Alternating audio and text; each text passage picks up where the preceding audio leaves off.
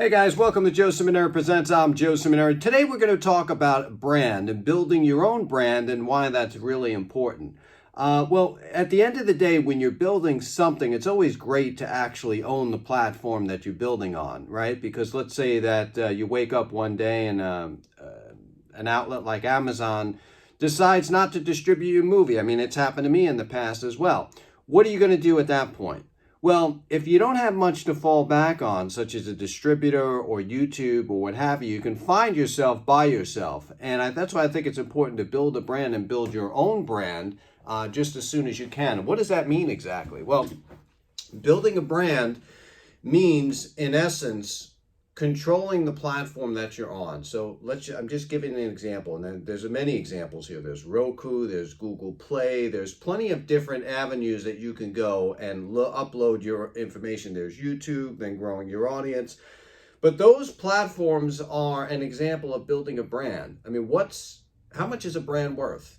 I mean, it's worth millions and millions and millions of dollars. It's worth more than anything you can purchase. It is what it is. The brand is everything. And by building that brand and building the platform, you will engage the others to constantly follow you anywhere you go.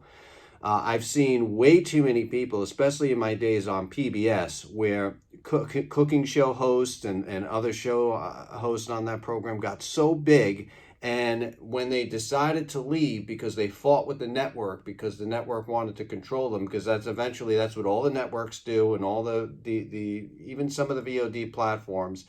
Eventually, when you get big, they're gonna make it difficult for you to get even bigger. It's just a human trait. It's completely bullshit, and you're gonna go through it. I've been through it a million times. So what happens is, they wanted to go out on their own, but they couldn't take anything with them because the network had owned everything. The network owned the platform.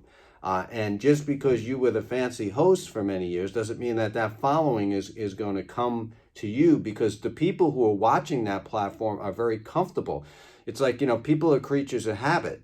They, if they're used to going on the PBS platform, they're going to stay on the PBS platform. And if you take your show somewhere else, 9 out of 10 times the audience does not follow. So what am I saying exactly? What I'm saying is, if you build your own brand on your own platform from the beginning, now it might be very difficult and hard in the beginning because you're not going to have those people watching. Of course, the help of a network, because they already have the audience built in, is always a great thing. But if something happens with the network, they go out of business or they cancel your show or they do anything like that, you're stuck, with your hands out in the wind saying, okay, what next?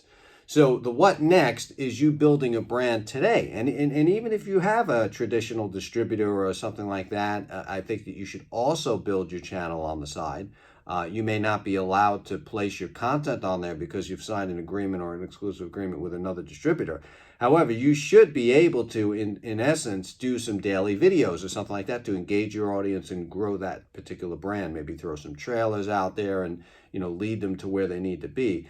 But at the end of the day, if someone pulls out the rug from under you, you're still standing. And I think that that's what a lot of mistake that filmmakers make, is that they rely on one or two platforms. I mean, I've seen filmmakers that are sort of married to Netflix. You might say, oh, well, that's a great thing.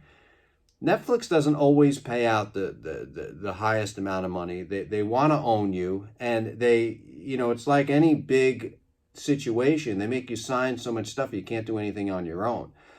So which road is the best to go? Do you go down the path of less resistance, or do you go down a path knowing that it may be a struggle for 5 to 10 years, hopefully not that long, but it definitely could go that long before you actually start to be a recognized filmmaker, and then people they can't wait till your content comes up. They're constantly sending you messages and looking for your next project to come out.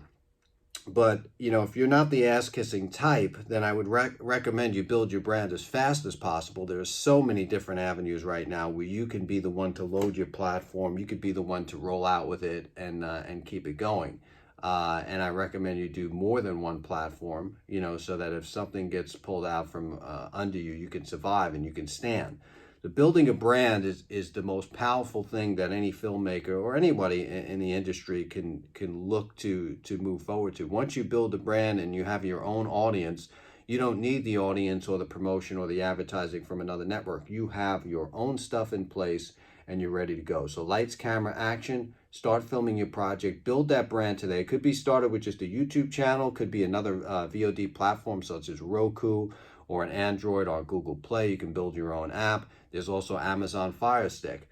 But don't let yourself be victimized to a particular VOD outlet or a network that doesn't want to air your content or is telling you what to do, telling you what to film. Make your own stuff, distribute it, and then go from there. I think you'll find that once you're building a powerful brand, you'll also build that audience, and that audience will ultimately be loyal to just about anything you're doing. Lights, camera, and action.